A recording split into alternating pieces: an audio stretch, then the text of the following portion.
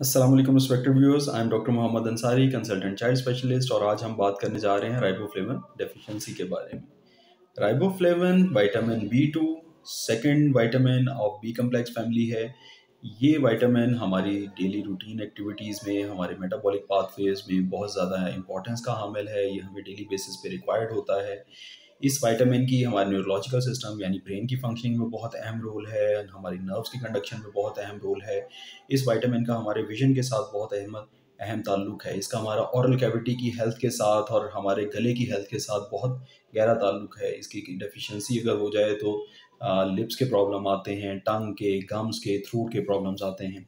इसका हमारी स्किन के साथ बहुत गहरा ताल्लुक है। इस विटामिन का हमारी आंतों की हेल्थ के बारे में बहुत अहम जो है वो फंक्शन है, बहुत अहम काम है। यानी अंतड़ियों की हरकत, अंतड़ियों की regeneration, absorption of micronutrients and macronutrients from gut, उसमें बहुत ज़्यादा अहम रोल है। और जब विटामिन इसकी डेफिशिएंसी हो जाती है तो डायरिया हो जाता है। फिर मेमोरी में बहुत ज़रूरी इसका रोल है। इसकी डेफिशिएंसी की वजह से डिमेंशिया हो जाता है।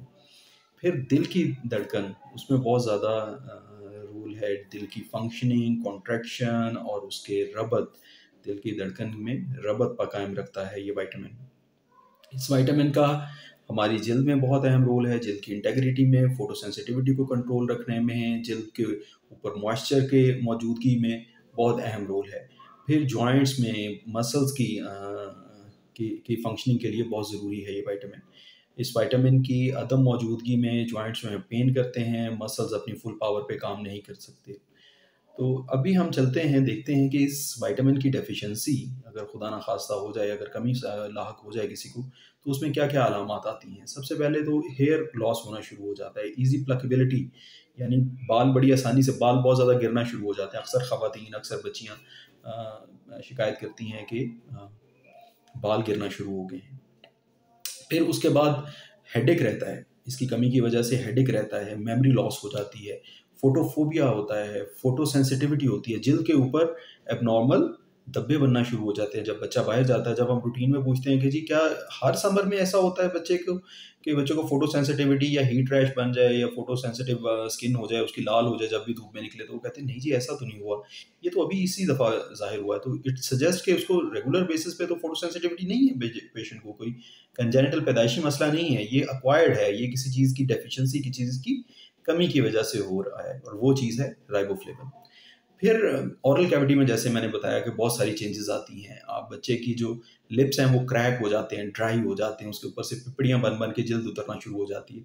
जिंजिवाइटिस, विटामिन सी डेफिशिएंसी में भी जिंजिवाइटिस होता है, और राइबोफ्लेविन डेफिशिएंसी में भी जिंजिवाइटिस, यानी आपके गम्स स्वेल कर जाते हैं, ब्लीड करते हैं, उनके ऊपर अल्सर्स बन जाते हैं अंदर। इसके अंदर वाली साइड पे भी, आपके लिप्स के अंदर वाली साइड पे भी, टंग के ऊपर भी अल्सर्स बनते हैं, गम्स के ऊपर भी अल्सर्स बनते हैं। और आपका जो ओरल कैविटी है वो पूरी की पूरी रेड हो जाती है, मैजेंडा कलर की हो जाती है ओरल कैविटी। फिर सोर थ्रोट बार बार आता है, क्योंकि मैंने बताया कि ये म्यूकोजल इंटेग्रिटी के लिए बहुत ज़रूरी है। तो जो म्यूकोजा लाइनिंग होती है फेरिंग्स की या नेजल कैविटी की या नेजोफेरिंग्स की, तो उसमें क्रैक्स आ जाते हैं जिससे जरासीम आसानी से अंदर एंटर होते हैं और बार बार गला खराब का बाइस बनते हैं। फिर इसके साथ डाइजेस्टिव प्रॉब्लम्स होते हैं, डायरियाज़ की एपिसोड्स बहुत ज़्यादा होती हैं, फटीग बताया, फंक्शनिंग अच्छी नहीं होती पेशेंट जो है वो हर वक्त थका हुआ महसूस करता है। जो छोटे बच्चे हैं उनकी ग्रोथ भी इसमें हैम्पर हो जाती है, उनकी ग्रोथ और डेवलपमेंट, क्योंकि ब्रेन को भी अफेक्ट करता है। तो ब्रेन जब अफेक्ट होता है तो उसमें डेवलपमेंट अफेक्ट होती है, और जब मसल्स, बोन्स, जॉइंट्स की ग्रोथ अफेक्ट होती है तो ग्रोथ अफेक्ट होती है।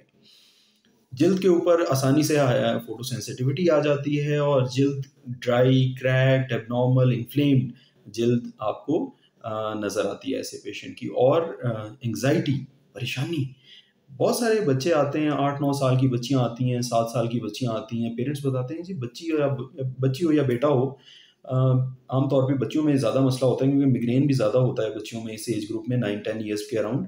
तो कहते हैं परेशानी बहुत लेती है जी, एंग्जाइटी बहुत है बच्ची को, नंबर 1। नंबर 2 बताते हैं जी कि इसको हर वक्त हेडेक की कंप्लेन करती रहती है, खाना पीना इसने छोड़ दिया, लॉस ऑफ एपिटाइट हो जाती है साथ इसके। फिर वो बार बार बताते हैं जी कि बच्चा जो है वो डायरिया कभी होता है, कभी कॉन्स्टिपेशन होती है, और परेशानी इतने छोटे से बच्चे के लिए एक अनयूजुअल सी, एक अननेचुरल सी चीज़ है कि इतने छोटे से बच्चे को परेशानियाँ, एंग्जाइटियाँ लाहिक हो जाएँ। फिर देखते हैं हम कि इसका कैसे घर पे तदारुक किया जाए। विटामिन बी कम्प्लेक्स का इस्तेमाल किया जाता है। यहाँ तदारुक से पहले मैं एक और चीज़ बताता जाऊँ, नियासिन डेफिशिएंसी की वजह से सॉरी राइबोफ्लेविन डेफिशिएंसी की वजह से जो मसाइल होते हैं बड़ा आसानी से ट्रीट किए जा सकते हैं। घर के अंदर आप जो है वो कुछ खाने पीने की ऐसी चीज़ें इस्तेमाल कर सकते हैं, और साथ-साथ मल्टीविटामिन सिरप से भी इसका तदारुक किया जा सकता है। तो कौन सी चीज़ें हैं जो राइबोफ्लेविन यानी विटामिन बी2 से रिच हैं? सबसे पहले गोट लिवर, जो बकरी का या भेड़ का लिवर है उसके अंदर विटामिन बी2 बहुत अच्छी मिकदार में पाया जाता है। फिर कीमे के अंदर बहुत अच्छी मिकदार में पाया जाता है। फिर बीफ किडनी के अंदर बहुत अच्छी मिकदार में पाया जाता है। फिर मटन के गोश्त के अंदर बहुत अच्छी मिकदार में विटामिन बी2 पाया जाता है। लिवर के अंदर सबसे ज़्यादा है, और उसके बाद फिर बीफ किडनी में है, उसके बाद फिर बीफ स्टेक में है, यानी बीफ के गोश्त में है, उसके बाद फिर मटन की मटन के कीमे में या मटन के गोश्त में मौजूद है। आमंड्स में, ड्राइड मशरूम्स में बहुत ज़्यादा मिकदार में, आमंड्स में, ड्राइड फ्रूट जो है उसमें, यानी बादाम में बहुत अच्छी मिकदार में पाया जाता है। सोयाबीन में पाया जाता है। मछली के अंडों में, मछली के अंडे आमतौर पे हम इतने ज़्यादा इस्तेमाल नहीं करते, इसको कैवियार भी कहते हैं और बड़ी एक्सपेंसिव चीज़ है। कराची के लोग तो कुछ इस्तेमाल करते हैं इसको, फ्राई जिस तरह से अंडा फ्राई करते हैं उसी तरह से इसको फ्राई करके खाया जाता है।